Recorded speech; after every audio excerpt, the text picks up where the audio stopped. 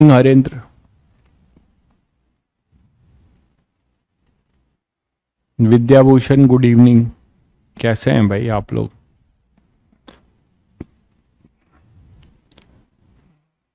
Shiv, good evening. तुम लोग repeater batch के हो क्या शिव?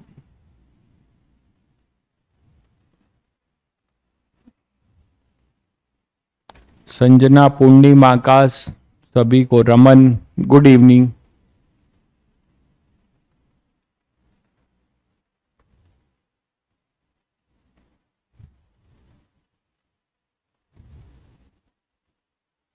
चलिए, Sukhpreet, Malay, Aditya, good evening. Monu, good evening. सभी बच्चों को गुड इवनिंग, नमस्ते। ऑडियो वीडियो क्लियर होगा सभी बच्चों को?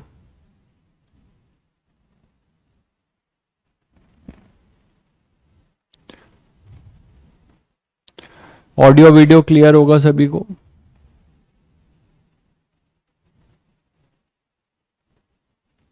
बहुत बढ़िया भाई, कर लिया तो मलय, बहुत बढ़िया।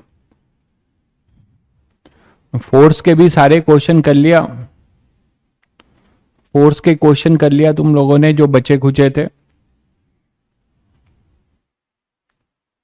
Force concept, SC Verma, DPP और मॉड्यूल।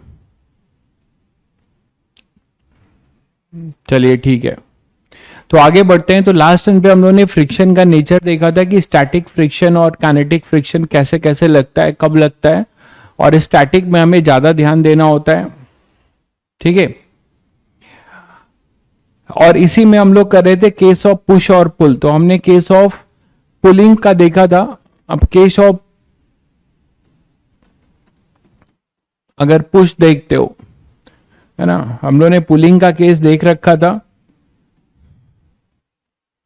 अगर पुश कर रहे हो तो क्या सीन होगा, देखो। किसी भी ब्लॉक को मान लो अगर आप पुश कर रहे हो इस तरीके से,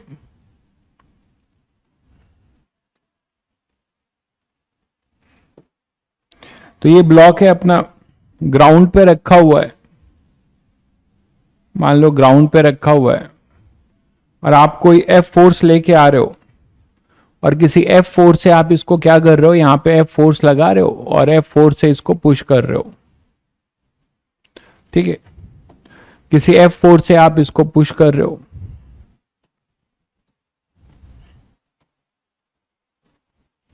कांस्टेंट फोर्स है। एंगल जो है वो थीटा है। एंगल फ्रॉम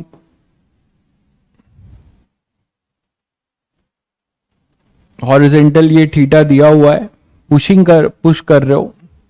तो अब देखते हैं कि अब सीन क्या होगा और कैसे जो है आपका पुश और पुल में कौन इजी होगा, ये भी आप देख पाओगे। कोविशेंट ऑफ फ्रिक्शन म्यू है, कोविशेंट ऑफ फ्रिक्शन जो है अपना म्यू है।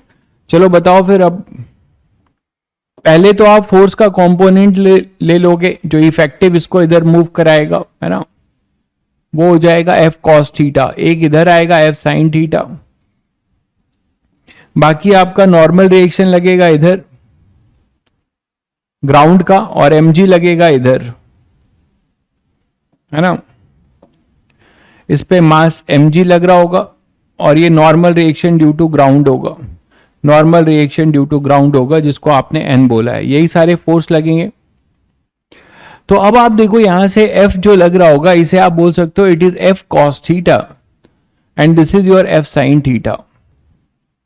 ये फोर्स यहां पे दिखाया जा रहा है कंपोनेंट, आप इसको एक्सटेंड करके बनाओगे तो इस ब्लॉक पे लग रहा है। तो आप सभी बच्चे बताएंगे जरा कमेंट करके कि यहां पे नॉर्मल रिएक्शन अब क्या लिखा जाएगा।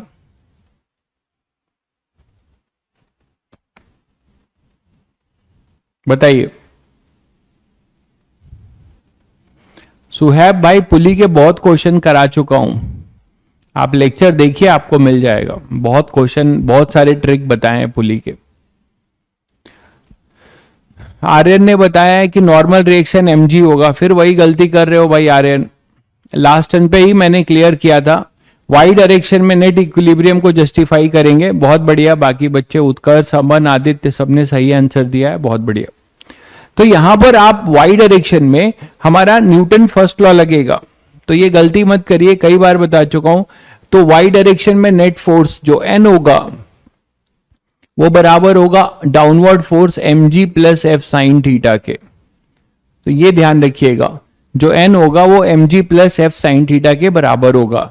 अब चलिए एफ कॉस थीटा की कहानी देखते हैं। एफ कॉस थीटा इधर लगेगा, तो इसके वजह से ब्लॉक की टेंडेंसी इधर मूव करने की होगी, ब्लॉक की टेंडेंसी इधर मूव करने की होगी। तो इस पे फ्रिक्शन फोर्स जो लगेगा, फ्रिक्शन फोर्स इस पे लगेगा इस डायरेक्शन में, है ना। ग्राउंड के रिस्पेक्ट में ब्लॉक इधर जाना चाहेगा, तो रिलेटिव मोशन को अपोज करने के लिए इस पे फ्रिक्शन फोर्स जो लगेगा वो इस डायरेक्शन में लगेगा एफ, ठीक है।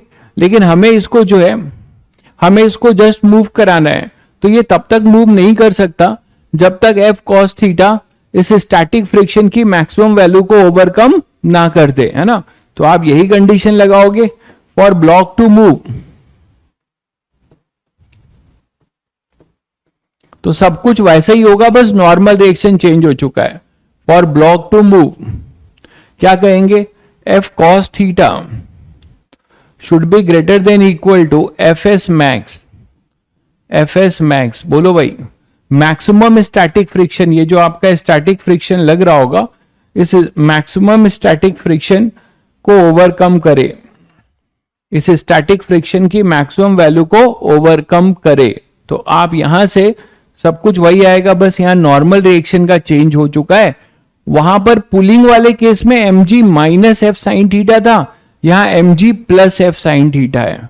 तो अपने पास आएगा F cos theta greater than equal to F S max. F S max हो जाएगा म्यू इंटू नॉर्मल रिएक्शन, और नॉर्मल रिएक्शन आप देख रहे हो क्या है, तो F cos theta greater than equal to mu into normal reaction अपने पास हो जाएगा mg plus F sine theta. तो यहां से आएगा F cos theta minus mu sine theta greater than equal to mu mg। तो अपने पास f आएगा mu mg upon cos theta minus mu sine theta. तो क्या देखा आपने, जस्ट टू मूव के लिए, जस्ट टू मूव के लिए क्या बोलेंगे, for block just to move equality hold कराओगे, एफ इक्वल टू क्या होगा mg upon cos theta minus mu sine theta. तो आपने देखा कि पुलिंग के लिए, याद होगा सभी बच्चों को कि पुलिंग के लिए, पुल करने के लिए हमें इतना फोर्स चाहिए mg upon cos theta minus mu sine theta, just के लिए। और आपने पुश वाले में क्या देखा था, ठीक है, आपने पुश वाले में क्या देखा था कि वहां था cos theta plus mu sine theta, cos theta plus mu sine theta. तो आप मुझे बताओ कि किसमें कम फोर्स लगाना पड़ेगा। पुश वाले में, अगर सभी बच्चों को याद होगा, पुश वाले का जो केस था वो ये था, F equal to mg upon cos theta plus mu sine theta. याद आ रहा है सभी को। तो आपको दिख रहा होगा कि mg upon cos theta plus mu sine theta, ये डिनोमिनेटर बड़ा है तो ये छोटा होगा, और ये डिनोमिनेटर, सॉरी ये पुल था, तो पुल वाले में डिनोमिनेटर बड़ा है तो ये फोर्स अपना छोटा होगा, और पुश वाले में अपना डिनोमिनेटर जो है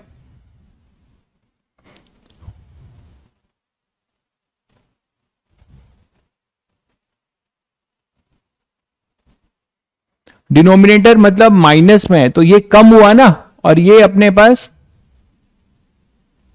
नहीं, हाँ, तो ये फोर्स कम हुआ और ये ज्यादा हुआ। तो यहां से आप बता सकते हो कि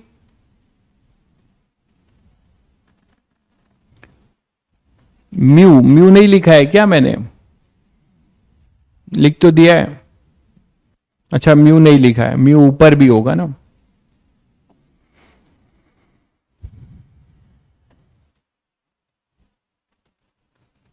म्यू एम जी, बिल्कुल। तो ये हो जाएगा for block just to move, यहां पर हो जाएगा F equal to mu m ji by cos theta minus mu sine theta. और पुल वाले के लिए आपने देखा था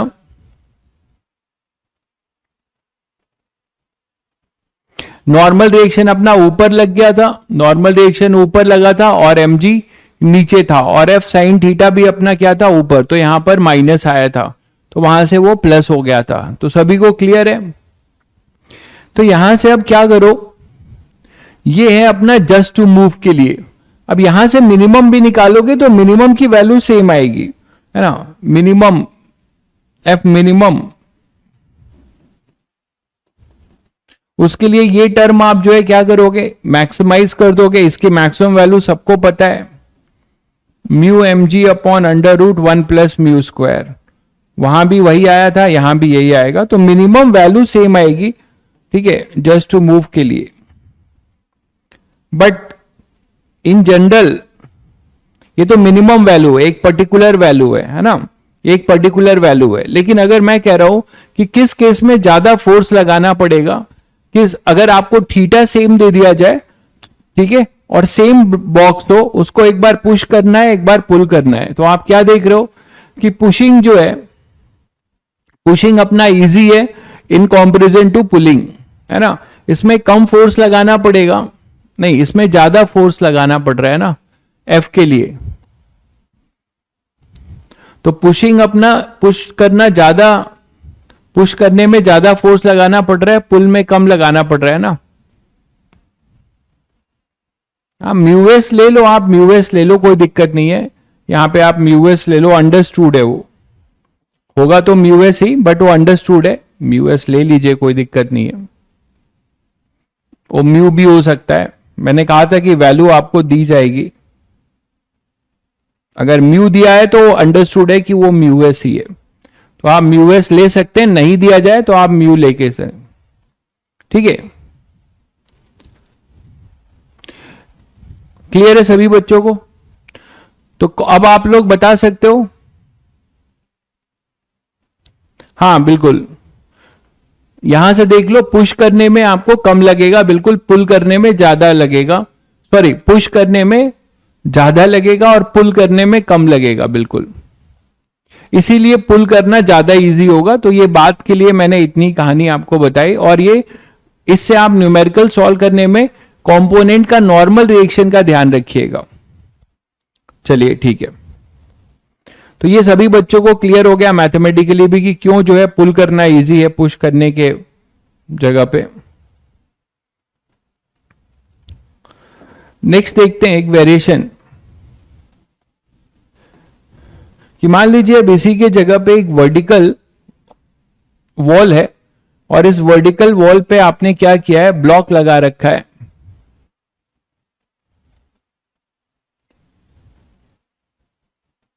वर्टिकल वॉल है और इस पे आपने एक ब्लॉक लगा रखा है।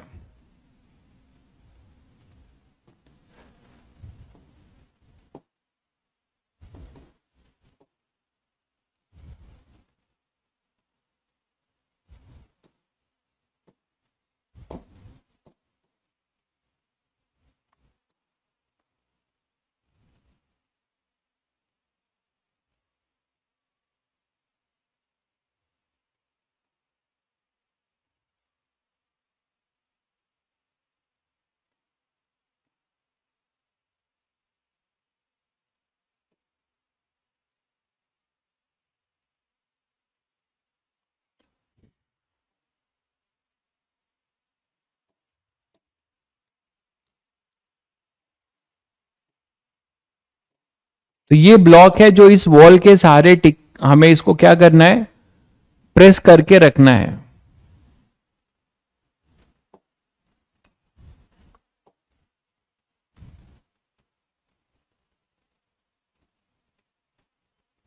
ये अपना वॉल है, रफ वॉल है, ठीक है, ये वॉल अपना रफ है, रफ वर्टिकल वॉल। ठीक है, करना क्या है, आप ऐसे तो ये रुका नहीं रहेगा, सभी बच्चों को पता है कि यहाँ पे मास इसका अगर m है तो ये वॉल पे अगर ऐसे छोड़ दोगे तो रुका रहेगा क्या, नहीं रुका रहेगा। ठीक है, यहां पर अपने पास अगर ये ब्लॉक है तो ये इसके साथ जो है theta F very to theta, आपका जो मैंने कंडीशन लिया था उसमें बिल्कुल थीटा से वेरी कर रहा है, तभी तो आपने इसका मिनिमम वैल्यू निकाला है, तभी तो आपने इसका मिनिमम वैल्यू निकाला है। अब वो किस थीटा पर वो मिनिमम होगा वो भी आप निकाल सकते हो मैक्सिमम मिनिमा से। यहां पर अपने पास ये ब्लॉक है तो ये अगर इसको वॉल के पास वर्टिकली लाके रख दें, वॉल के पास वर्टिकली लाके रख दे, मान लो ये ब्लैक बोर्ड है, यहां पे मैं ब्लॉक लाके ऐसे रख देता हूं और छोड़ दूंगा तो mg से वो नीचे गिरेगा, mg की वजह से वो नीचे गिरेगा। यहां पे एक्सटर्नल फोर्स के नाम पे कौन है, तो एक्सटर्नल फोर्स के नाम पे यहां पर अपना mg है, एक्सटर्नल फोर्स के नाम पे यहां पे mg है, दिख ही रहा होगा सभी को। तो ये रुका नहीं रहेगा, इसको रुका रहने के लिए आपको पता है क्या होगा, अगर ये रफ है तो वॉल के रिस्पेक्ट में ये नीचे जाना चाहेगा, तो सभी बच्चे समझ रहे होंगे कि फ्रिक्शन कैसा लगेगा, अपवर्ड डायरेक्शन में। फ्रिक्शन यहां पे कैसा लगेगा, अपवर्ड डायरेक्शन में, फ्रिक्शन इधर लगेगा। करना क्या है पहले ये बता दूं, अब ये बताओ कि यहां पर एक फोर्स बिना लगाए, ये तो सब लोग समझ रहे हो कि बिना यहां पे फोर्स F लगाए ये ब्लॉक रुक नहीं सकता, इसको रोकना है हमें, तो हम किस फोर्स से इसको पुश करेंगे। यहां पे ये अपना ब्लॉक होगा और आप इस तरीके से इसको पुश कर रहे हो, तभी तक ये टिका रहेगा। तो आपको यही मिनिमम फोर्स बताना है जिससे कि ये ब्लॉक स्लिप ना करे। हमें क्या बताना है, फाइंड, और म्यू जो है, म्यू इनके बीच में, मैं म्यू एस नहीं लिख रहा हूं, अंडरस्टूड है कि अगर वो स्लिप नहीं कर रहा है तो स्टैटिक फ्रिक्शन है। ठीक है, वो अंडरस्टूड है कि अगर स्लिप नहीं कर रहा है तो स्टैटिक फ्रिक्शन है। तो रफ वर्टिकल वॉल है, हमें बताना है F minimum for block not to slide, मतलब इसकी रिलेटिव स्लिपिंग ना हो नीचे की तरफ, उस कंडीशन पे हमें एफ मिनिमम निकालना है। ठीक है, देखिए कभी भी फ्रिक्शन के क्वेश्चन में मिनिमम मैक्सिमम वर्ड हमेशा आपको परेशान करेगा, तो जो बच्चे जो है इनइक्वलिटी बना के क्वेश्चंस करेंगे उनको कभी दिक्कत नहीं होगी। तो मैं आपको स्टार्टिंग से ही इनइक्वलिटी बताकर ही बताऊंगा, देखिए कैसे करेंगे।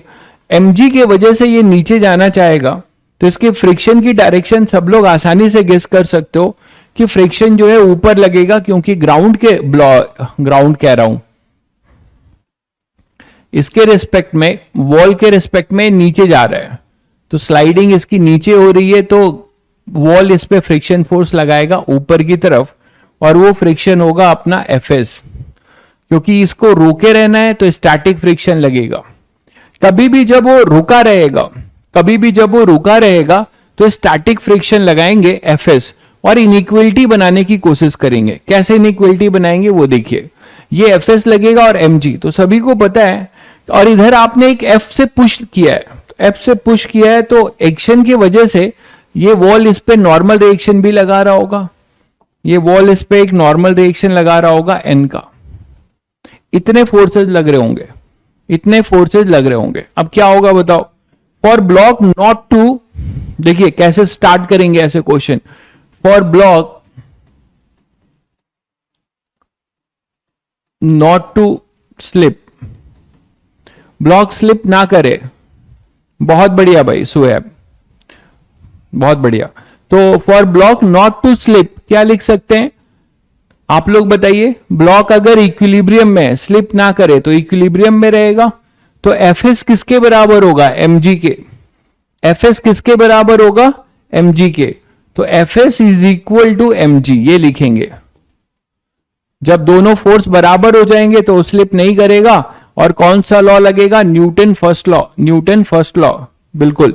तो ये Fs जो होगा mg के बराबर हो गया, ठीक बात है। लेकिन कल के लास्ट लेक्चर के डिस्कशन में सभी बच्चों ने सीखा था कि our Fs is self adjusting friction force whose value increases from 0 to Fs max। तो Fs की मैक्सिमम वैल्यू कितनी होगी, Fs की मैक्सिमम वैल्यू Fs max होगी, तो Fs की जो मैक्सिमम वैल्यू होगी एफएस हमेशा अपनी मैक्सिमम वैल्यू से छोटा होगा। तो इस चीज को लेकर आप इनइक्वलिटी बनाने सीख चुके होंगे। तो इसके बाद आपको क्या करना है कि F S always less than equal to F S max, F S always less than equal to F S max, आप ये करेंगे। ठीक है, हमेशा एफएस जो भी होगा, आप सबको पता है।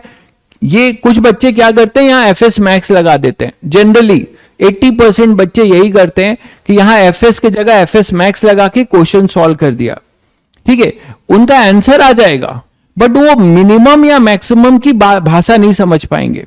उनका आंसर आ सकता है, बट वो मिनिमम या मैक्सिमम की भाषा नहीं समझ पाएंगे कि क्यों जो है यहां पे मिनिमम बोला गया है एफ के लिए कि मैक्सिमम बोला गया है। वो यहां से समझेंगे जिन्होंने इनइक्वलिटी बनाकर सॉल्व किया होगा। तो देखिए कैसे करेंगे। एफएस की वैल्यू है mg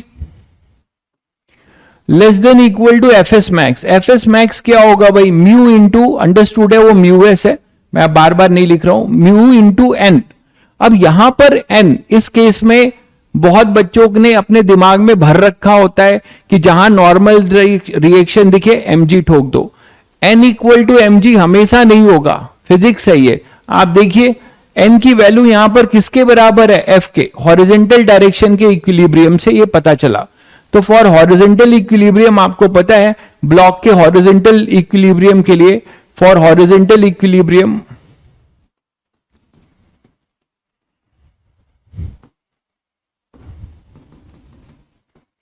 for horizontal equilibrium n is equal to f। ये तो सभी बच्चे दिख रहे हैं कि n हमारा f के बराबर होगा। तो यहां पे mg less than equal to mu into F होगा। तो यहां से आपको समझ में आया कि अच्छा f जो आ रहा है वो ऐसा आ रहा है mg बाई म्यू। ठीक है, mg बाई म्यू। अब जिन बच्चों ने डायरेक्ट एफएस मैक्स से किया होगा उनका आंसर आएगा mg by mu equal to F. वो ये कभी नहीं समझ पाएंगे कि ये क्यों बोला गया है इसकी मिनिमम वैल्यू। मेरी बात समझ रहे हैं, वो बच्चे कभी नहीं समझ पाएंगे कि यहां एफ मिनिमम क्यों पूछा गया है।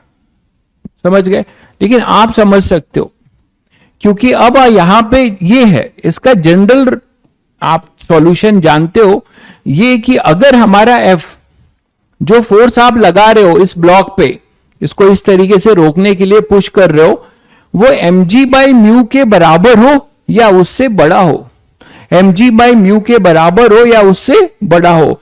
तो mg बाई म्यू तक या उससे बड़े सारी वैल्यू के लिए हमारा ब्लॉक स्लिप नहीं करेगा।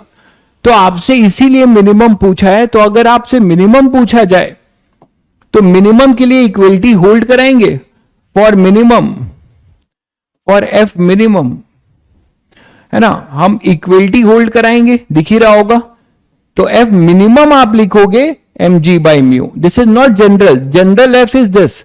एफ मिनिमम अगर आपको हो तब आप बोलेंगे mg बाई म्यू, तब आप ये आंसर देंगे। तो दैट इज द रीजन कि कैसे हम इनइक्वलिटी बना के करेंगे, आपको मैंने बताया। उसका एक सिंपल मेथड है कि आप एफएस निकाल लो और एफएस हमेशा, इस रूल को फॉलो करो, एफएस हमेशा जो है एफएस मैक्स से क्या होगा, छोटा होगा। अपनी मैक्सिमम वैल्यू से तो छोटा ही होगा, उससे आपको इनइक्वलिटी मिलेगा।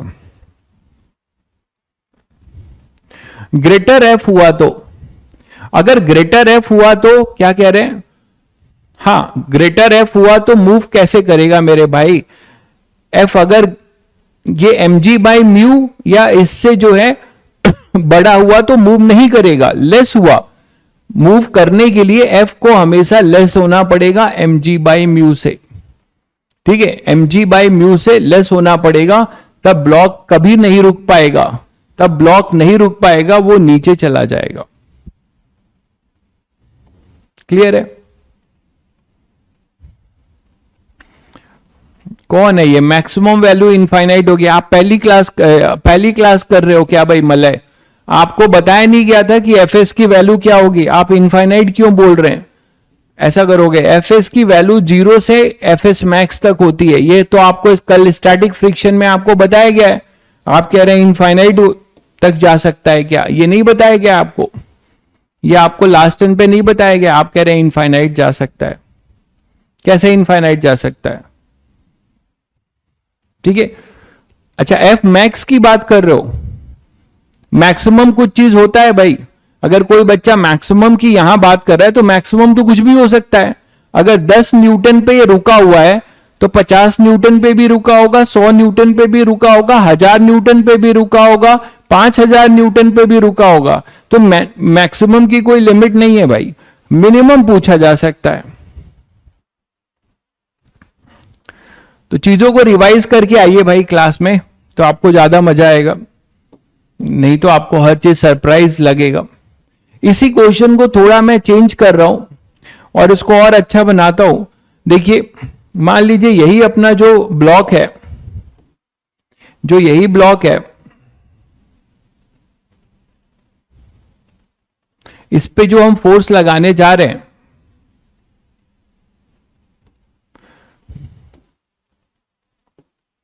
इस पे जो हम फोर्स लगाने जा रहे हैं, ये फोर्स जो है अपना अब हॉरिजेंटल नहीं है। ये फोर्स अपना अब हॉरिजेंटल नहीं है, ये फोर्स कुछ आप ऐसा लगा रहे हो। ठीक है, आप कुछ फोर्स इस पे जो लगा रहे हो, ये ऐसा लगा रहे हो, ये एफ है, किसी एंगल पे लगा रहे हो, किसी एंगल पे लगा रहे हो, और ये एंगल आपका हॉरिजेंटल से दिया जा रहा है थीटा। ठीक है, और ये म्यू है, कोफिशिएंट ऑफ फ्रिक्शन म्यू है, रफ वॉल है, रफ वर्टिकल वॉल। ठीक है, हमें बताना है। अब इंटरेस्टिंग बात यहां सुनिए क्या है, आपको यहां पे मिनिमम या मैक्सिमम वैल्यू नहीं, आपको रेंज ऑफ एफ मिलेगा। ठीक है, रेंज ऑफ एफ मिलेगा जिससे कि ये रुका रहे।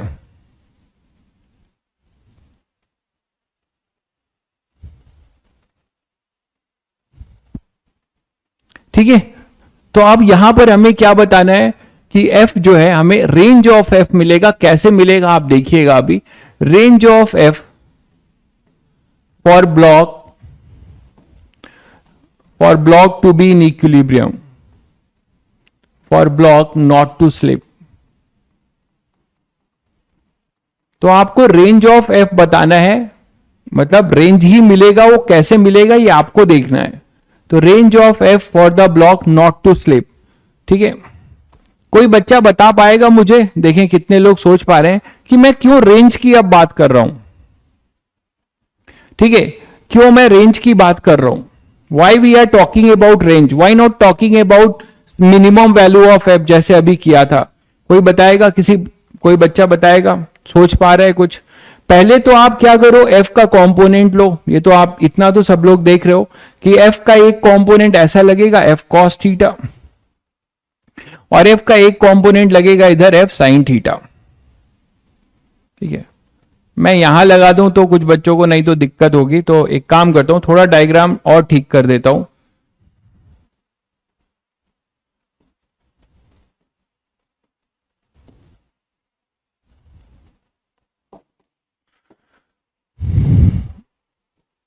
ये एफ है। अब ठीक है भाई, दिख रहा होगा सभी को, है ना। एफ लगा रहे हो आप इस पे, और ये एंगल आपका थीटा है, ये एंगल आपका थीटा है।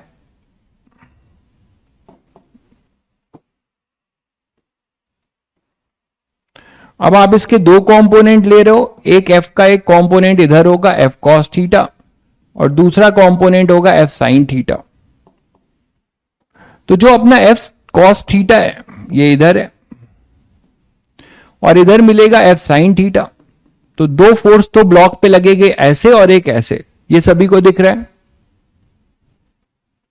बहुत बढ़िया भाई हर्ष, बहुत बढ़िया, बहुत बढ़िया भाई हर्ष। क्या 11th क्लास के हो तुम हर्ष?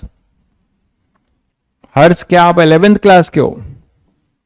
तो यहां पर ये एमजी जो लगेगा वो नीचे लगेगा। अब मैंने यहां दिखा दिया, चलो जगह कम है। एमजी जो लगेगा वो ऐसा लगेगा, दिख रहा है सभी बच्चों को?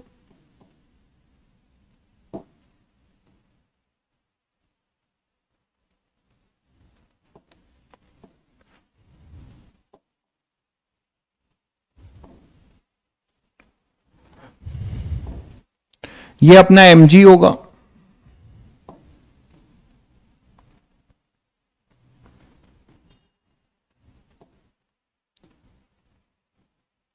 है ना, और ये अपना एफ था। तो अब ये एफ कॉस थीटा इस वॉल को पुश करेगा, इस वॉल को एफ कॉस थीटा पुश करेगा, इसके वजह से यहां पे एक रिएक्शन मिलेगा और वो होगा इधर नॉर्मल रिएक्शन, ये तो देख रहे हो। अच्छा, एफ साइन थीटा ऊपर लग रहा है, एमजी नीचे लग रहा है। अब आप ये कैसे डिसाइड करोगे कि ब्लॉक ऊपर जाएगा कि नीचे आएगा?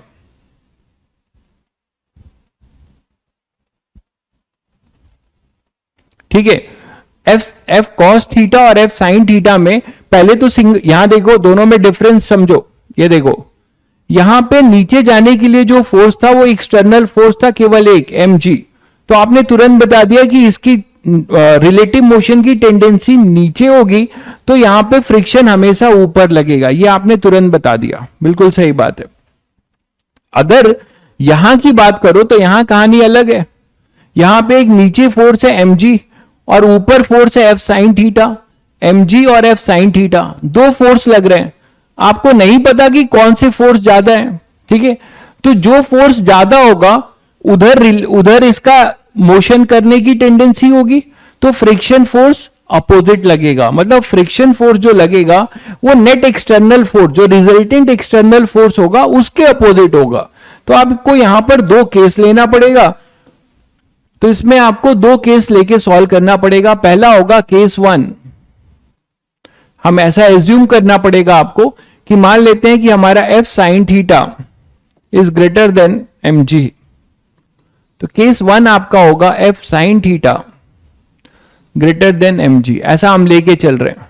तो अगर हमारा एफ साइन थीटा mg से बड़ा होगा तो क्या हो जाएगा आप बताओ? एफ साइन थीटा अगर mg से, तो ब्लॉक ऊपर जाने की टेंडेंसी रखेगा और ब्लॉक पे नेट फोर्स अब आपको क्या दिखने लगेंगे?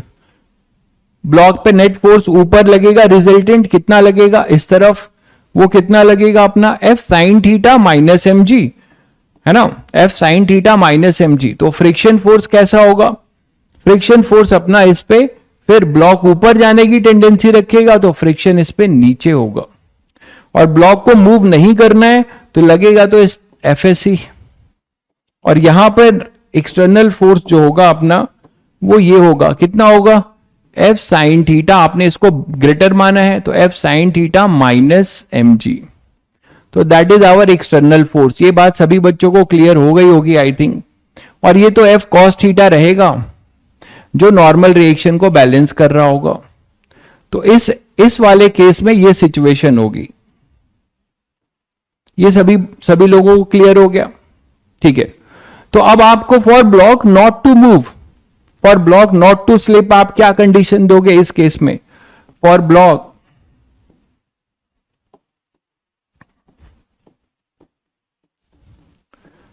Not to slip,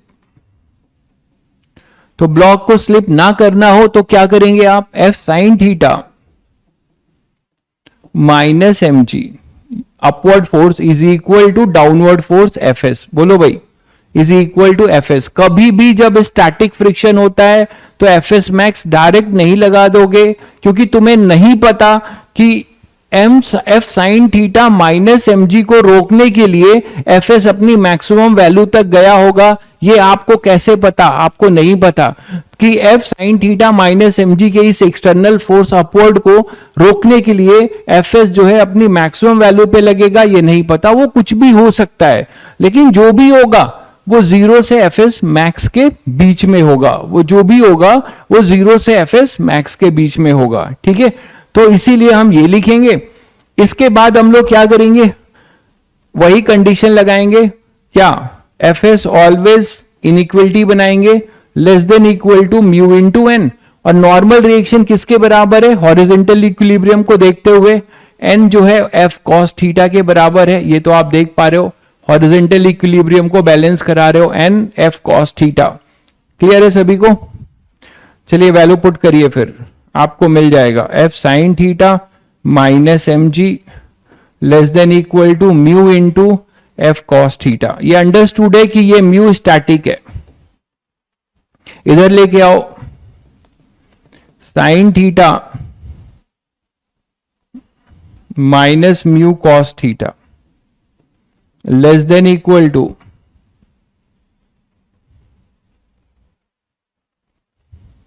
mg।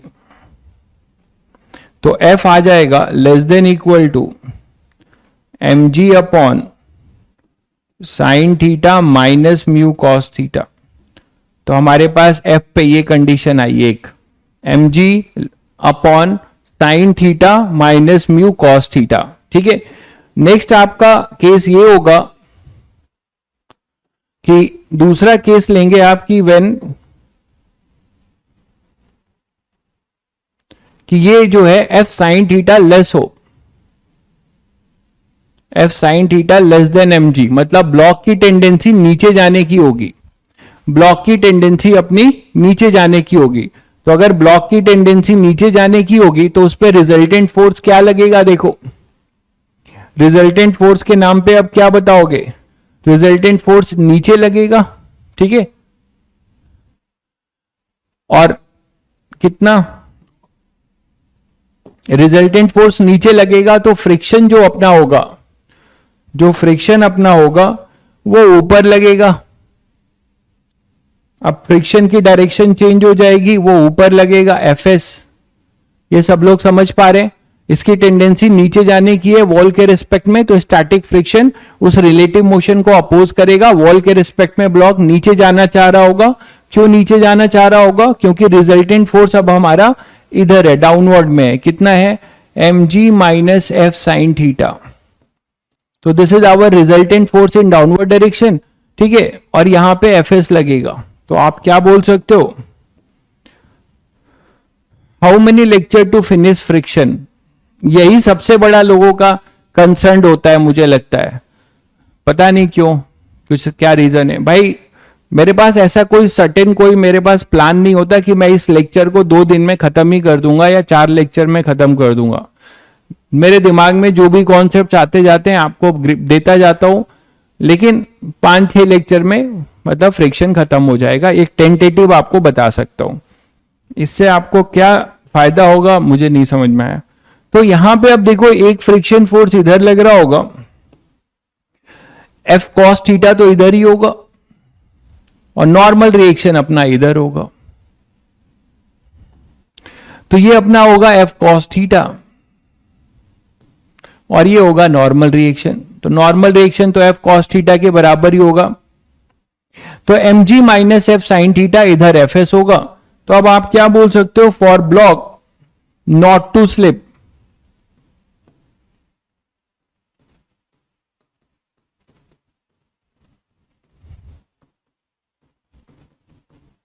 क्या कंडीशन दोगे, this force is equal to Fs। अब तो क्या लिखोगे आप, mg minus F sine theta should be equal to Fs। ठीक बात। तो Fs हमेशा जो है क्या होगा, less than equal to Fs max. तो Fs यहां पर क्या आएगा, less than equal to Fs max. कितना होगा, म्यू इंटू नॉर्मल रिएक्शन, और नॉर्मल रिएक्शन अपना F cos थीटा है। Fs की वैल्यू पुट करिए, mg minus F sine theta less than equal to mu F cos theta. तो यहां से देखो अपने पास क्या आएगा, mg अपॉन में mu,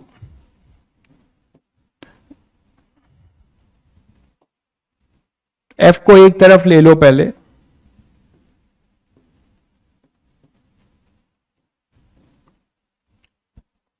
sine theta plus mu cos theta.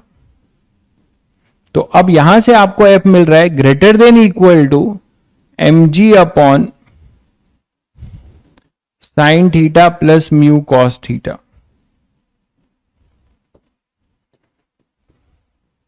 जैसे आप मैथ्स में जो है बहुत सारी इनइक्वलिटी के कॉमन इंटरसेक्शन, कॉमन सॉल्यूशन निकालते हो ना, जैसे पॉलिनोमियल वाले के वेवी कर्व मेथड से कॉमन सॉल्यूशन कई लोगों का निकाला है आपने। उसी तरीके से यहां देखो, अब एक बार क्या हो रहा है कि F हमारा इससे छोटा होना चाहिए और इससे बड़ा होना चाहिए। ध्यान दीजिएगा, इससे छोटा होना चाहिए और इससे बड़ा होना चाहिए for block not to slip. तो इन दोनों का क्या लिखेंगे आप, क्या कह रहे हैं you mu cos phi is greater than sine phi, then inequality sign is change. क्या बता रहे हो, कुछ भी बताए जा रहे हो। कहां इनइक्वलिटी साइन चेंज होगा, इनइक्वलिटी भी सिखानी पड़ेगी। ये पॉजिटिव नंबर है एफ साइन थीटा, तो इस साइड मैंने प्लस एफ साइन थीटा किया, इस साइड भी मैंने प्लस एफ साइन थीटा किया, तो इनइक्वलिटी कहां चेंज होती है, A greater than equal to B है तो A plus C greater than equal to B plus C, या A minus C greater than equal to B minus C, ये तो कर ही सकते हैं। तो वही चीज किया गया है भाई। इनइक्वलिटी तो तब चेंज होती ना, A greater than equal to B है, मैं यहां माइनस ए सी करूंगा, तो माइनस करूंगा तब हमारी इनइक्वलिटी अपनी चेंज हो जाएगी, minus B C. Negative number से जब मल्टीप्लाई या करते हैं तो आपका होगा, ये सब तो आपको पता ही है। चलिए बताइए, खैर तो इन दोनों का for block not to slip के लिए आप बता सकते हो फ्रॉम फर्स्ट एंड सेकेंड क्या आपको रिजल्ट मिलेगा। इससे जो है क्या होना चाहिए, छोटा, और इससे बड़ा, तो एफ का रेंज आएगा, एफ लाइंग बिटवीन एम जी upon sine theta plus mu cos theta.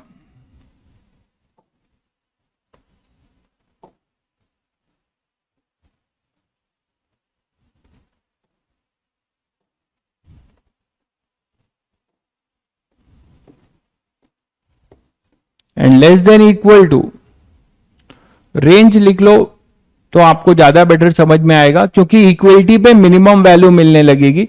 Equality अगर यूज करोगे तो एफ की यहां पे मिनिमम वैल्यू मिलेगी, तो बेटर है कि यहां पे पहले स्ट्रिक्ट इनइक्वलिटी कर लो, नहीं तो कंफ्यूजन होगा आपको।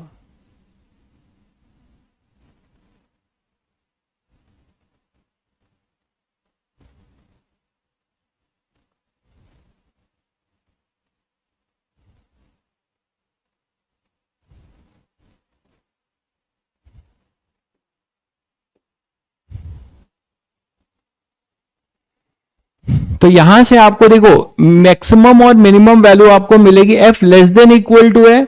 कई बार आपको मैक्सिमम और मिनिमम आपसे पूछा जा सकता है, तो अगर F less than equal to है तो यहां से आपको समझ में आ रहा है कि एफ की कौन सी वैल्यू मिलेगी यहां पे, कि भाई इससे जो है छोटा हो, है ना, लेस देन इक्वल टू, इसके बराबर हो या इससे छोटा हो, तो इससे आपको यहां से मैक्सिमम वैल्यू मिलेगी और यहां से आपको मिनिमम वैल्यू मिलेगी, यहां से आपको मिनिमम वैल्यू मिलेगी।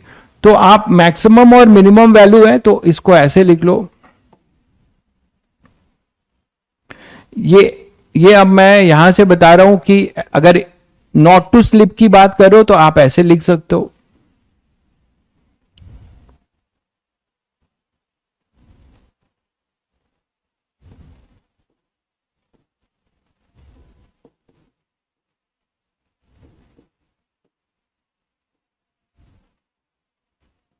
ये तो रेंज हो जाएगा। अगर मैक्सिमम मिनिमम की बात कर रहे हो तो इसमें एफ मैक्स जो होगा, एफ मैक्स वहां से निकलेगा, यहां से वो होगा एम जी अपॉन में sign theta minus mu cos theta, ये इसकी मैक्सिमम वैल्यू होगी, वो दिख भी रहा है।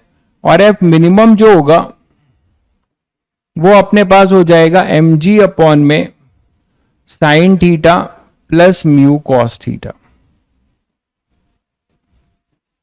तो कुछ भी पूछा जा सकता है, रेंज पूछा जा सकता था, मैक्सिमम या मिनिमम पूछा जा सकता था, तो आप यहां से बता सकते हो। ये रेंज हो जाएगा कि अगर हमारा फोर्स इतने के रेंज में, इनफैक्ट इसके बराबर भी आप लिख सकते हो, कोई दिक्कत नहीं है, ठीक है, इक्वलिटी में कोई दिक्कत नहीं है, ठीक है। तो ये आप यहां पे इक्वलिटी भी होल्ड करा सकते हो, कोई दिक्कत नहीं है, ठीक है।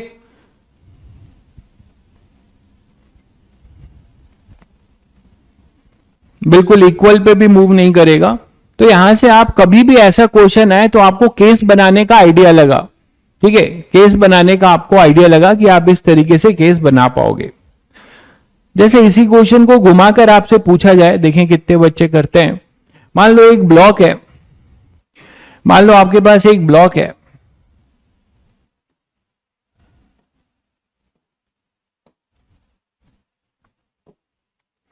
ठीक है, ये ब्लॉक है अपने पास और ये ग्राउंड पे रखा हुआ है।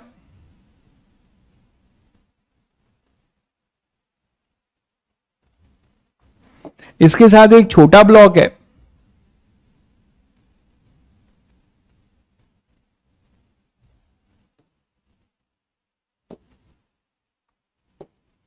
इसके साथ एक छोटा ब्लॉक है, और आप क्या कर रहे हो, इस पे फोर्स लगा रहे हो एफ, इस पे एफ का फोर्स लगा रहे हो, इस पे आप एफ का फोर्स लगा रहे हो। ठीक है, इसका मास आपका कैपिटल एम है, इसका मास आपका कैपिटल एम है, इसका मास स्मॉल एम है। दोनों के बीच में कोएफिशिएंट ऑफ फ्रिक्शन म्यू है, ये स्मूथ है। तो आपसे पूछा जा रहा है find F so that there is no relative slipping between bigger block and smaller block. ठीक है, find F so that there is no relative slipping, there is no relative slipping between bigger block and smaller block।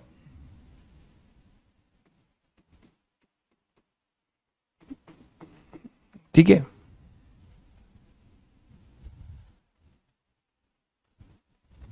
हाँ friction में भी smooth surface, मतलब जरूरी नहीं है ना कि सभी सरफेसेस आपके जो है रफ होंगे, कुछ स्मूथ भी हो सकते हैं, वही दिया गया है।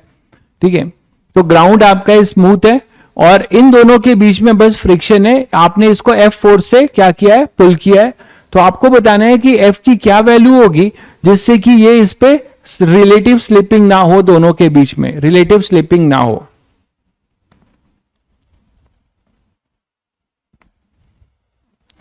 अब सुखप्रीत तुम्हें खुद सोचना है कि आप मैकेनिक्स इतना पढ़े हो, फोर्स कॉन्सेप्ट इतना पढ़े हो, आप अपने लॉजिक अपने से पूछो कि अगर आपने इसको एफ फोर्स से पुश किया तो क्या होगा। क्या ये और ये दोनों साथ साथ मूव नहीं करेंगे? क्या ये और ये दोनों ब्लॉक जो है बिगर और स्मॉलर ब्लॉक दोनों साथ साथ मूव करेंगे ना? क्योंकि अगर इसको आप सिस्टम बाउंड्री में लो, इतना तो फोर्स कॉन्सेप्ट कराया है, फिर पूछ रहे हो, इसको आप अगर सिस्टम बाउंड्री में लेते हो तो एक्सटर्नल फोर्स के नाम पे इस डायरेक्शन में केवल एफ है, और अगर हमारे पास एक्सटर्नल फोर्स है तो Newton second law F equal to M A, दोनों साथ साथ मूव करेंगे सेम एक्सेलरेशन से, कॉमन एक्सेलरेशन होगा। बिल्कुल सही कह रहे हैं भाई अमन, बहुत बढ़िया। तो दोनों जो है साथ साथ मूव करेंगे, ये सभी बच्चों को दिखता है, ये आप खुद से पूछ सकते हो। तो दोनों कॉमन एक्सेलरेशन से मूव करेंगे, ये सभी को दिख रहा है।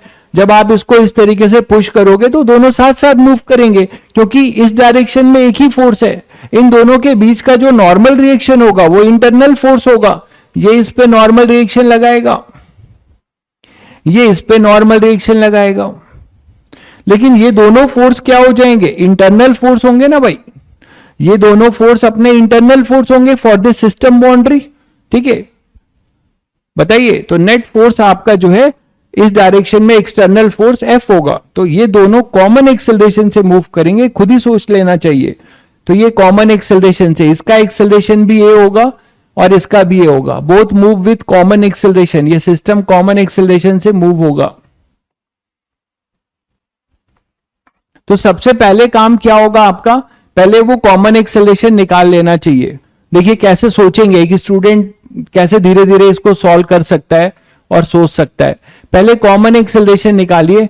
कॉमन एक्सेलरेशन होगा F is equal to total mass, पूरे सिस्टम को लेंगे क्योंकि दोनों साथ साथ मूव कर रहे हैं, m plus M into A. तो यहां से कॉमन एक्सेलरेशन आएगा F upon m plus M.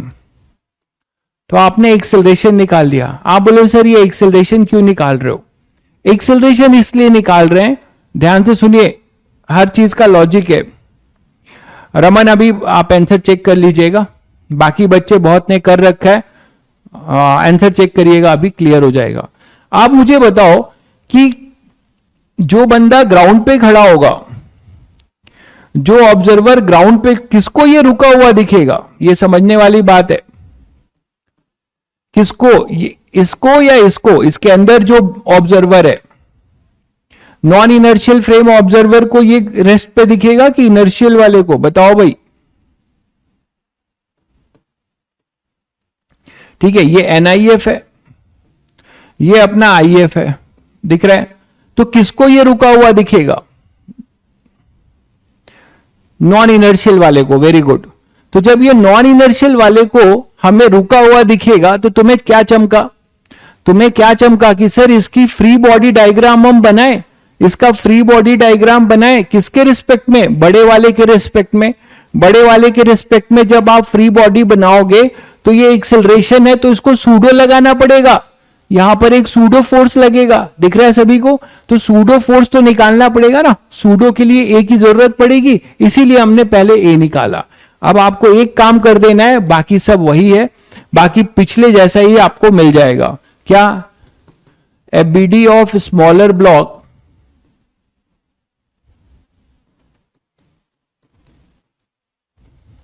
With respect to bigger block.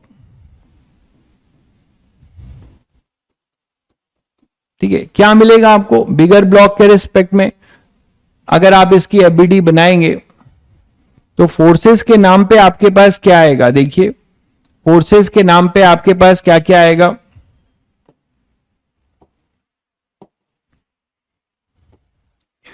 Forces के नाम पे आपके पास क्या क्या आएगा? देखिए, एक फोर्स तो अपना mg है,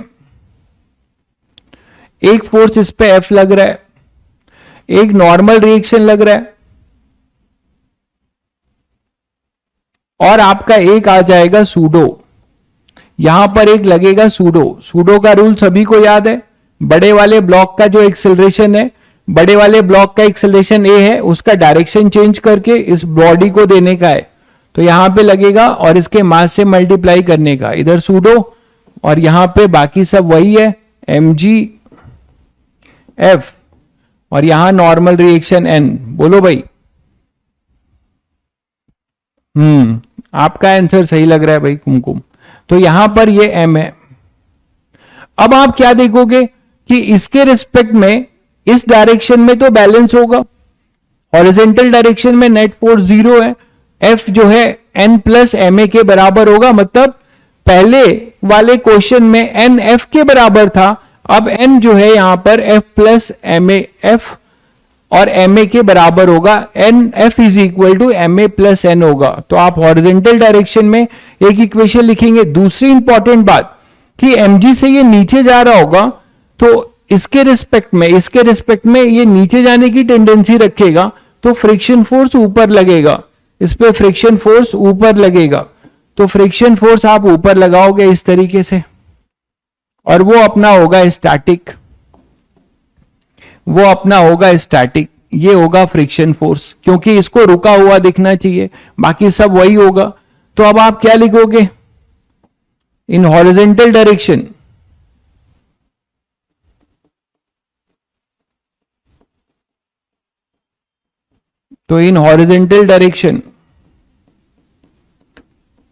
आप न्यूटन फर्स्ट लॉ लगाओगे सूडो लगाकर, F is equal to n plus ma। ठीक है, एक बच्चा कह रहा था सर क्या इसको हम अर्थ के फ्रेम में कर सकते हैं? बिल्कुल कर सकते हैं, अर्थ के फ्रेम में भी कर सकते हैं, बट वहां पे जब आप करेंगे तो ये सूडो नहीं लगाइएगा, यहां पे एक एक्सेलरेशन दिखा दीजिएगा। जिस बच्चे का डाउट था वो मैं बता रहा हूं कि क्या इसको हम इसके रिस्पेक्ट में भी कर सकते हैं? कर सकते हैं। इसके रिस्पेक्ट में क्या दिखेगा कि ये पूरा सिस्टम कॉमन एक्सेलरेशन से मूव कर रहा है। ये पूरा सिस्टम, ये जो है ब्लॉक नीचे नहीं आ रहा है, और ये दोनों साथ साथ कॉमन एक्सेलरेशन से इधर मूव कर रहे हैं, यही दिखेगा।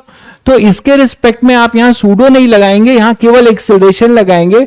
तो आप न्यूटन फर्स्ट लॉ के जगह पे न्यूटन सेकेंड लॉ लगा देंगे। ठीक है, आप न्यूटन फर्स्ट लॉ के जगह पे न्यूटन सेकेंड लॉ लगा देंगे। तो Newton second law is same as pseudo लगा के Newton first law, same answer आएगा आपका।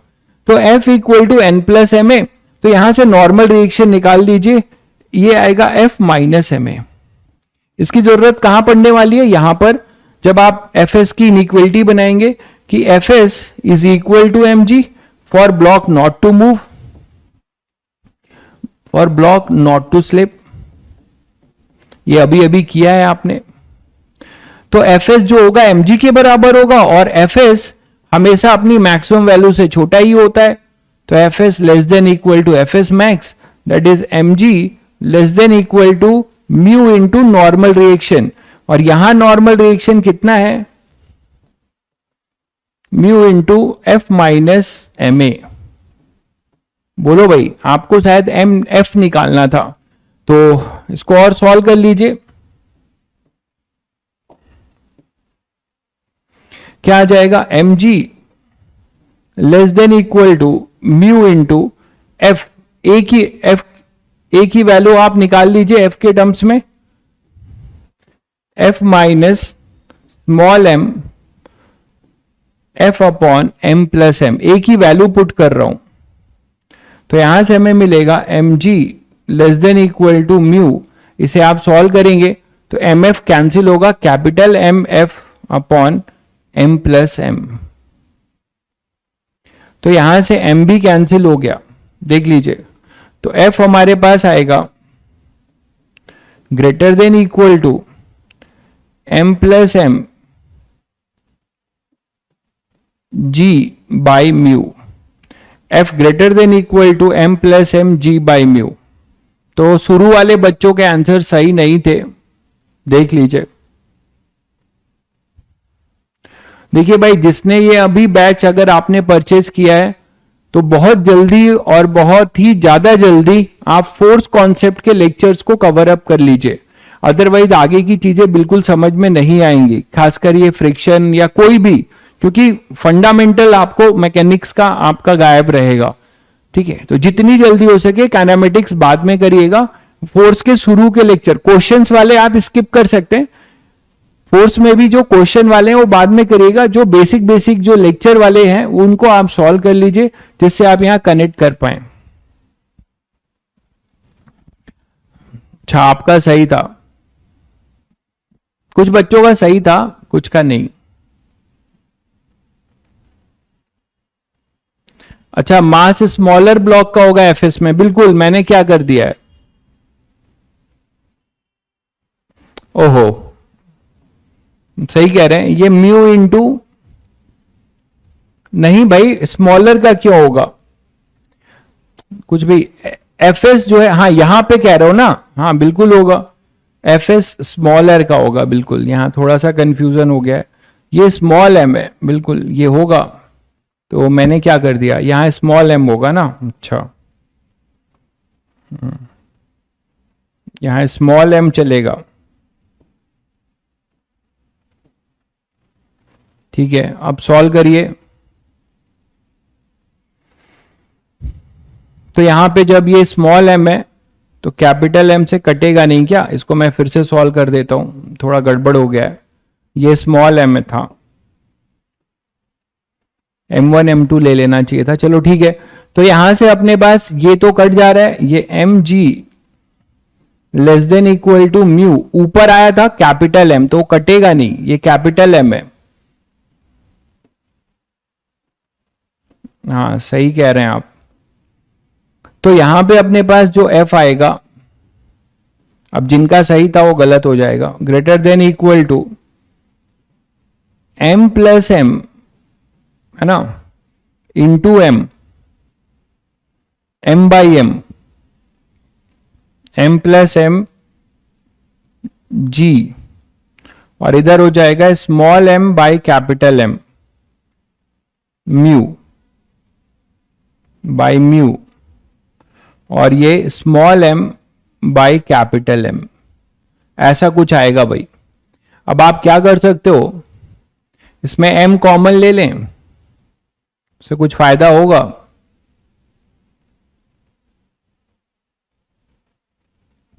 चेक करो भाई, यही आएगा अब,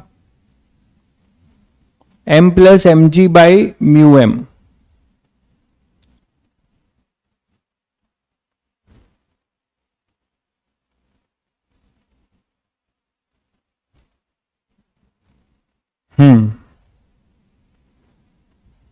तो M ji by mu M plus M, ये सही है, यही आएगा, मैं ऐसे लिख दे रहा हूं थोड़ा सा, F greater than equal to M ji by mu capital M, M plus M,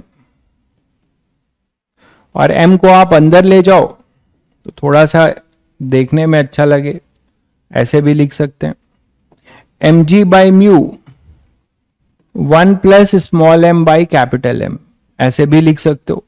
ठीक है, ये आएगा भाई। मिनिमम के लिए क्या करोगे, इक्वलिटी होल्ड करा लोगे, तो एफ मिनिमम जो आएगा, एफ मिनिमम जो आएगा, एफ मिनिमम जो आएगा वो इक्वलिटी होल्ड करा लोगे, वो आएगा M ji by mu 1 plus small m by capital M, ये आंसर आएगा भाई। ठीक है, तो ये गड़बड़ हो गया था, दोनों का सेम ले लिया था मैंने। ठीक है, चलिए आपको इसी पे एक होमवर्क दे रहा हूं, वो आप लोग करके लाइएगा, देखिए कितने लोग करते हैं। इसी पे एक होमवर्क है, इसी के जैसा है, थोड़ा सोचिएगा। मान लीजिए यहां पर एक ब्लॉक है, इस पे पुली अटैच्ड है,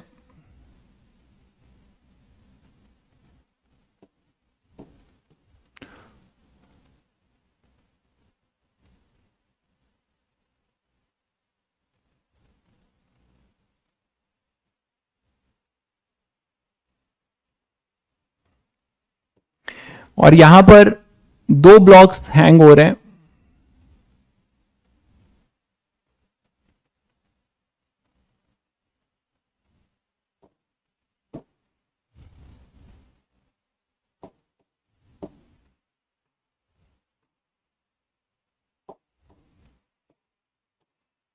एक ब्लॉक यहां पर ऐसा है और एक ब्लॉक यहां पर ऐसा है,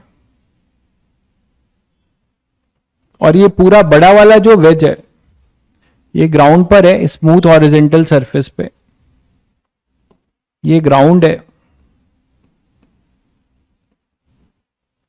स्मूथ है। आप यहां पे एक फोर्स एफ लगा रहे हो,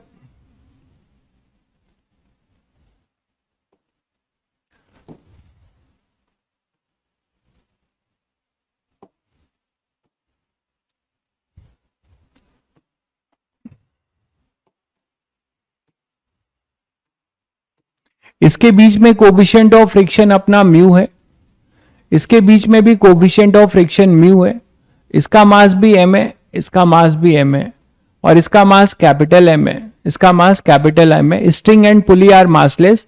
हमें बताना है find minimum and maximum value of f so that, इसका नेमिंग कर दीजिए, ये ब्लॉक ए है, ये बी है और ये ब्लॉक सी है, so that block A and B does not slip with respect to block C. तो ब्लॉक सी के रिस्पेक्ट में ये मूव ना करें, इसके लिए आपको मिनिमम और मैक्सिमम, यहां से सभी बच्चों को चमका होगा कि यहां पे कुछ रेंज जैसी बात आएगी, है ना, यहां पे कुछ रेंज जैसी बात आएगी, बोलो कुछ ऐसा होगा ना, मैक्सिमम और मिनिमम 2 चीज है, तो आपको यहां पे कुछ रेंज जैसा होगा। ठीक है, तो ये आपको निकालना है, ये आपका होमवर्क है। ठीक है, इसको पहले करेंगे आप।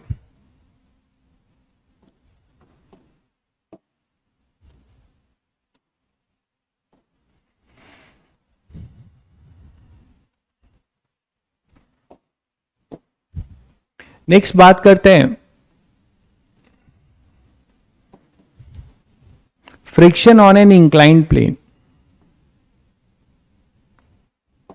अभी तक तो हमने स्मूथ पे देखा, हॉरिजॉन्टल पे। अगर हम बात करें अब फ्रिक्शन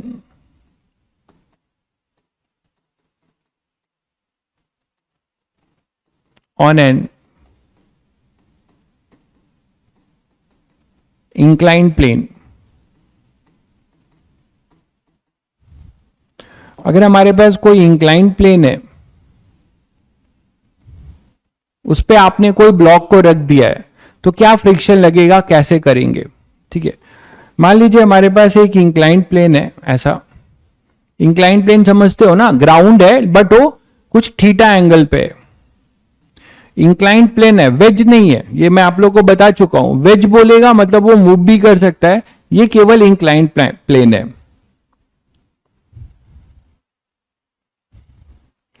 हाँ भाई मिथिलेश, आप देखिए अपने कोचिंग में बेसिक तैयार कर चुके हो फ्रिक्शन का, तो आप कर सकते हो, बट मैं आपको सलाह दूंगा कि आपने कोचिंग में किस लेवल का किया है, ठीक है, किस लेवल की यहां जरूरत पड़ेगी तो एक बार मेरा भी देख लेना लेक्चर और आप कंटिन्यू कर लीजिए कि आपके कोचिंग में क्या कराया गया है, यहां क्या कराया गया है, तो आप पहले देख लीजिएगा। तो ये थीटा है, बाकी फंडामेंटल आता है तो आप कनेक्ट कर लेंगे। मान लीजिए यहां पे हमारे पास एक ब्लॉक रखा हुआ है,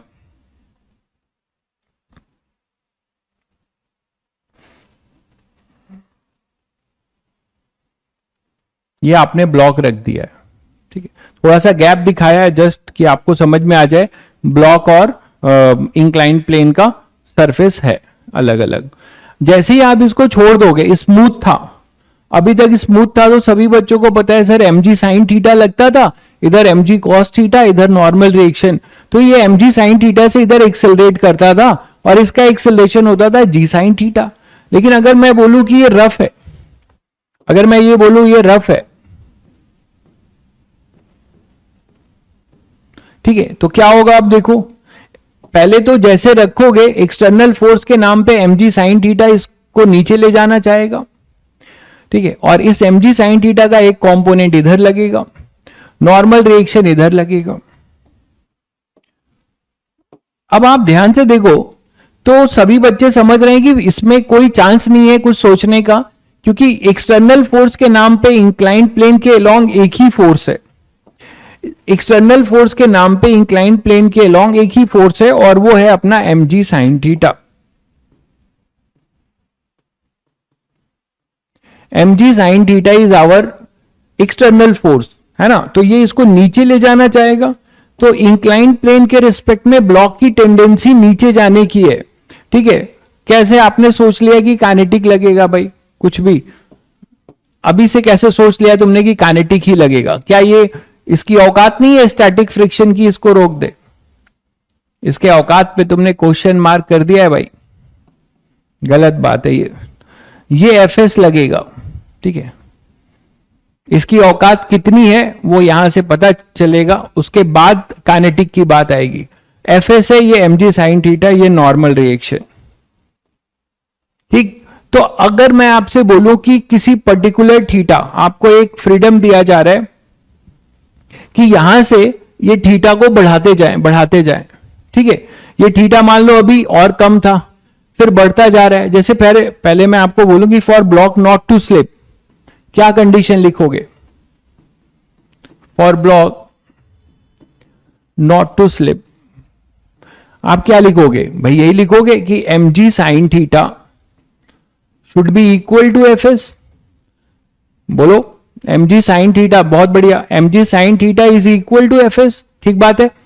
अब सभी बच्चों को पता है कि अगर मैं आपको एक फ्रीडम दूं कि भाई थीटा को और बढ़ाइए, थीटा को आप बढ़ाओगे तो साइन थीटा बढ़ेगा, बोलो, अरे साइन थीटा 0 से π/2 में इंक्रीजिंग फंक्शन होता है, साइन थीटा का ग्राफ सभी बच्चे जानते होंगे आई थिंक कि 0 से π/2 में साइन थीटा इंक्रीजिंग फंक्शन होता है ना, फिर एपीरियोडिक होता है ये, तो साइन थीटा अगर मैं 0 से π/2 की बात करूं तो वो इंक्रीजिंग फंक्शन है, अगर मैं थीटा को बढ़ा रहा हूं तो साइन थीटा बढ़ रहा है, तो साइन थीटा बढ़ रहा है तो एफएस भी बढ़ेगा, एफएस भी बढ़ेगा, और कब तक बढ़ेगा, एफएस कब तक बढ़ेगा, एफएस की एक लिमिट है, तो एफएस जो है अपनी मैक्सिमम वैल्यू तक बढ़ के इसको रोकना चाहेगा।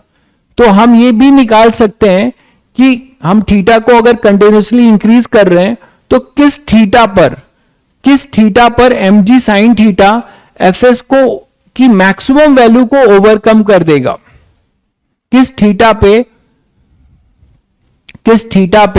FS mg sine theta FX को की मैक्सिमम वैल्यू को ओवरकम कर देगा। एक भाई लिखता है 90 डिग्री, अरे मेरे भाई 90 डिग्री कर दोगे तो कांटेक्ट कहां रहेगा? फिजिक्स पढ़ रहे हो तो धीरे ये देखो जरा, आपने इसको 90 डिग्री घुमा दिया, अब ये मोशन अंडर ग्रेविटी हो गया भाई, सीधे सीधे गिरेगा, यहां पे इंक्लाइंड प्लेन की बात नहीं हुई। तो मैं आपको थोड़ा कंडीशन दे दूं तो आपको ज्यादा सही लगेगा कि थीटा जो है 0 से 90 के बीच में, थीटा अपना 0 से 90 के बीच में है, ये दे दिया मैंने आपको, ठीक है। थीटा हम इंक्लाइंड प्लेन की बात कर रहे हैं ना, एक भाई लिखता है ग्रेटर देन 90, बहुत बढ़िया।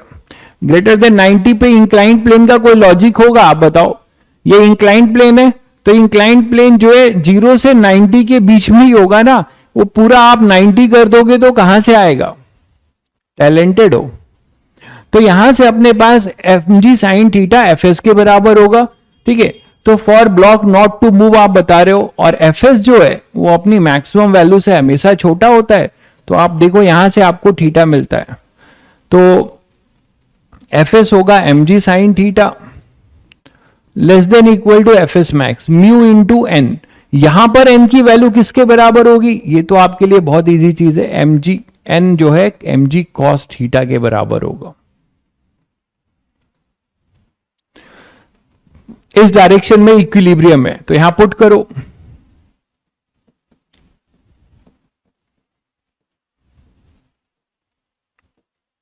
तो क्या मिलता है? tan theta less than equal to mu, ये कंडीशन मिलती है tan theta less than equal to mu, या theta is equal to tan inverse mu, theta less than equal to, तो इसको अभी लेस देन करो, tan इनवर्स म्यू। तो आपको यहां से क्या मिल रहा है?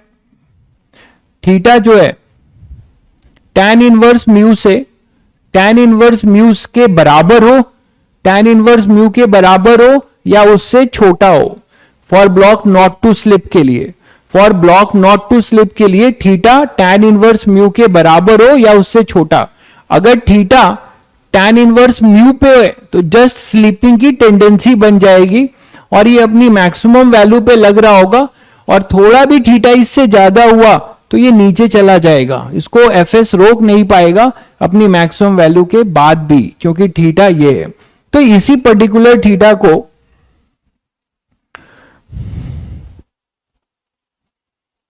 तो थीटा मिन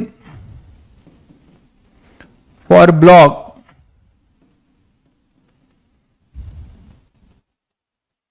नॉट टू स्लिप, मिनिमम के लिए क्या बोलोगे? सॉरी लेस देन है ना, तो maximum,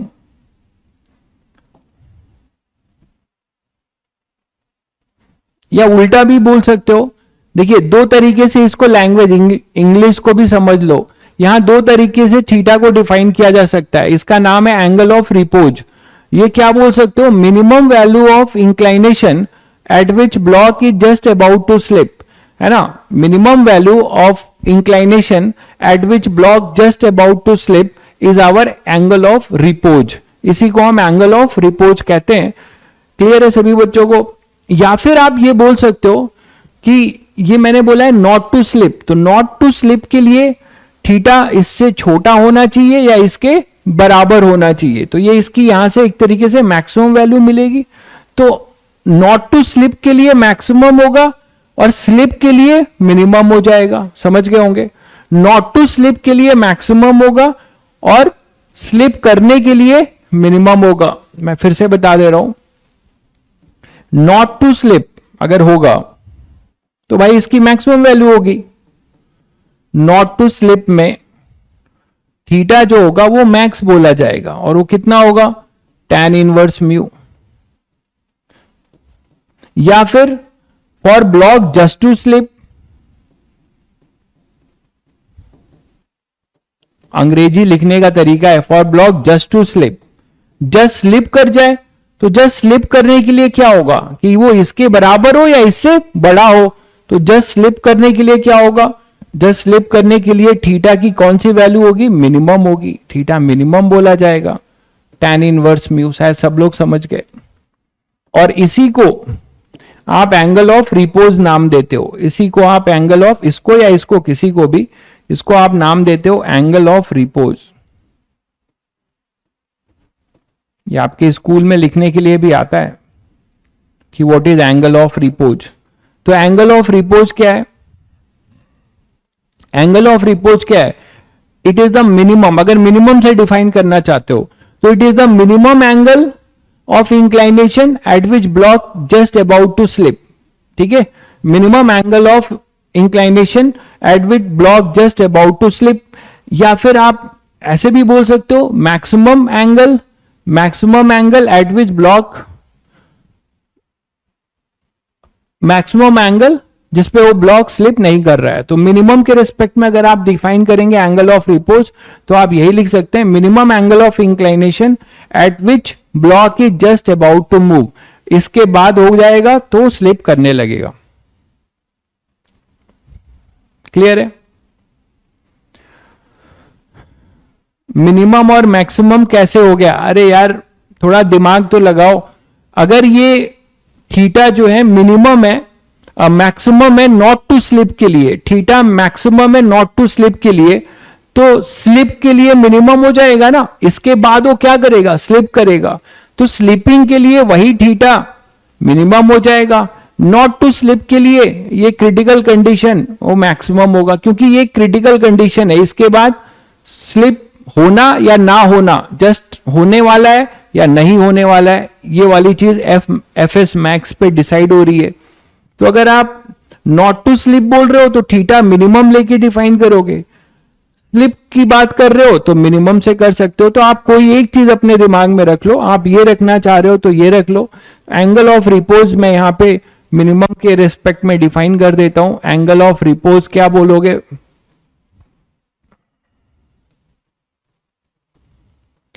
minimum angle of inclination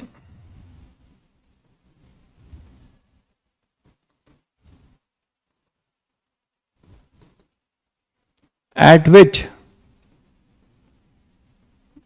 block is about to move।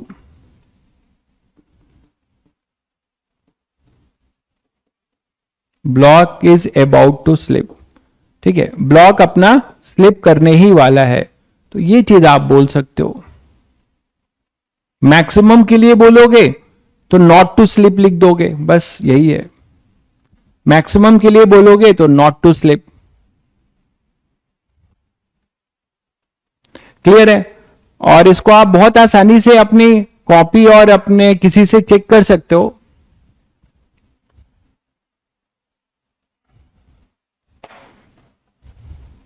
मतलब मिनिमम के लिए आप क्या बोल रहे हो, यही है ना।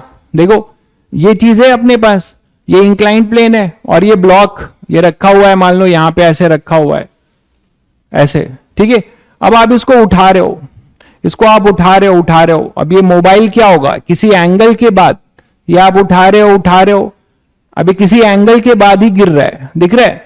तो ये जो एंगल ऑफ इंक्लाइनेशन है ये बहुत आसानी से आप खुद भी देख सकते हो कि अभी ये हॉरिजॉन्टल है इंक्लाइंड प्लेन। अब धीरे धीरे इस इंक्लाइंड प्लेन को उठाओ और उठाओ, जैसे आएगा तो किसी सर्टेन एंगल पे ये स्लिप कर रहा है, तो किसी सर्टेन एंगल पे स्लिप कर रहा है, मतलब mg sin थीटा उस समय एफएस की मैक्सिमम वैल्यू को क्या कर रहा है? ओवरकम कर दे रहा है। mg sin थीटा एफएस की मैक्सिमम वैल्यू को ओवरकम कर दे रहा है। उसी को आप बोल रहे हैं एंगल ऑफ क्या? Angle of repose. ठीक है, सस्ता फोन है, टेंशन मत लो। आईफोन नहीं है, गरीब आदमी का फोन है, टूट जाएगा तो फिर सस्ता फोन आ जाएगा। आपको समझ में आना चाहिए, फोन से ज्यादा कीमत इस समय आपको कॉन्सेप्ट समझ में आना चाहिए। फिर आपसे ले लूंगा मैं फोन जब सेलेक्ट हो जाओगे, है कि नहीं।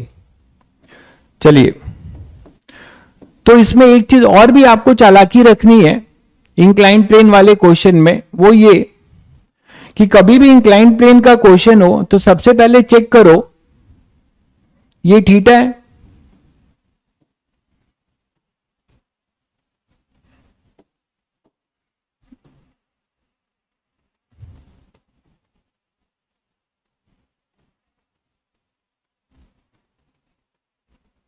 मान लो ऐसा है। ठीक है, ये तुम्हें सबसे पहले चेक करना चाहिए कि अगर हमारा mg साइन थीटा, देखिए ये अपना लगेगा mg साइन थीटा, यही तो एक्सटर्नल फोर्स है, और इधर लगेगा अपना fs। तो सबसे पहले ऐसे क्वेश्चन में fs मैक्स निकाल लो। सबसे पहले ऐसे क्वेश्चन में आपको म्यू दिया होगा, आपको म्यू दिया होगा, तो सबसे पहले ऐसे क्वेश्चन में fs निकाल लो। क्या? fs max.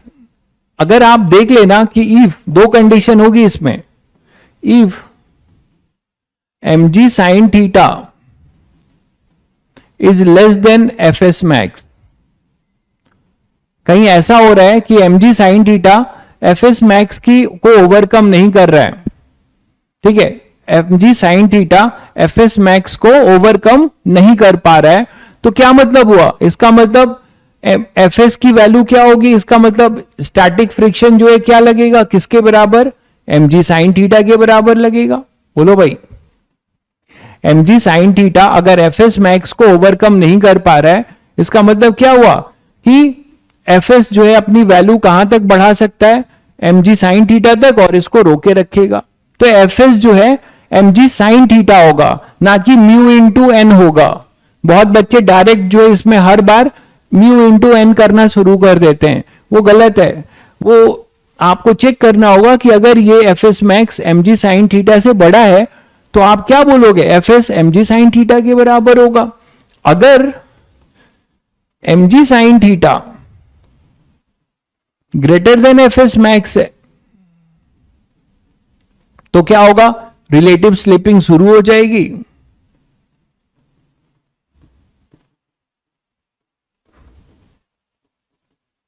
And kinetic friction है,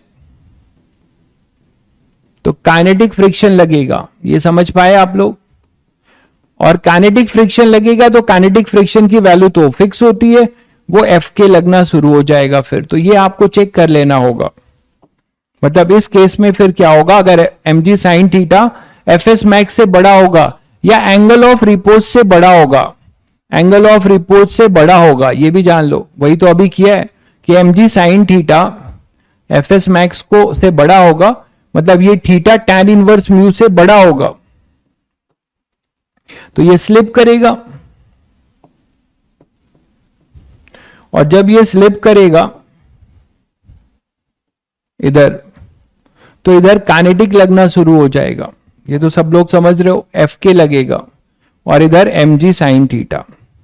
तब ये एक्सेलरेटेड मोशन करेगा, इसका एक्सेलरेशन इधर a होगा।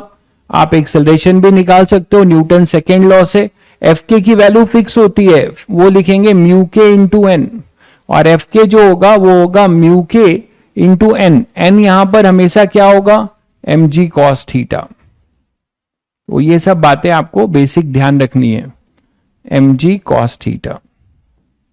अब काइनेटिक फ्रिक्शन लगेगा, काइनेटिक फ्रिक्शन में कोई टेंशन नहीं, वो तो हमेशा कांस्टेंट लगता है, ठीक है। तो ये आ जाएगा। अब यहां से आप एक्सेलरेशन भी निकाल सकते हो न्यूटन सेकेंड लॉ से। क्या? mg sine theta minus F के, net force in accelerated direction, is equal to ma। तो यहां से a आपको मिलेगा म्यू एफ, इसकी वैल्यू रख दो पहले एफ के की, म्यू के mg cos theta equal to ma। तो डाउनवर्ड डायरेक्शन में अगर एक्सेलरेटेड मोशन होगा, काइनेटिक फ्रिक्शन लगेगा, तो एक्सेलरेशन इसका होगा sine g sine theta minus mu के cos थीटा, ये इसका एक्सेलरेशन होगा, है ना। तो इस एक्सेलरेशन से ये एक्सेलरेट करते हुए नीचे आएगा। तो आपको ये चेकिंग कर लेनी पड़ेगी, है ना, चेकिंग कर लेनी पड़ेगी। देखिए काइनेमेटिक्स तो जरूरी उतना नहीं है जितना फोर्स कॉन्सेप्ट जरूरी है, ठीक है। काइनेमेटिक्स उतना जरूरी नहीं है, काइनेमेटिक्स उतना जरूरी नहीं है जितना फोर्स कॉन्सेप्ट। तो पहले आप फोर्स कॉन्सेप्ट का बैकअप कर लीजिएगा।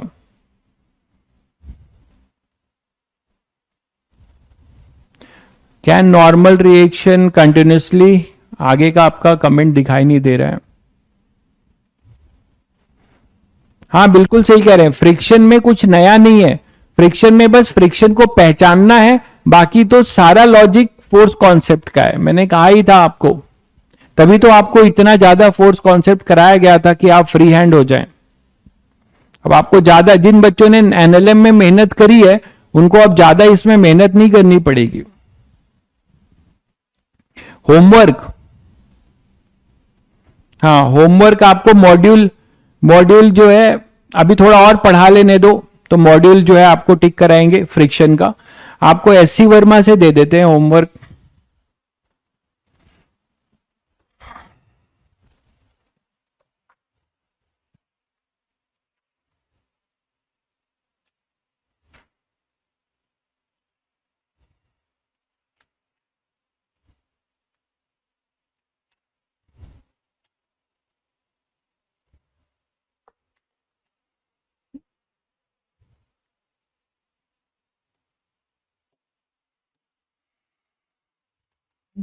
होमवर्क आपका है एससीवी, चैप्टर है आपका फ्रिक्शन।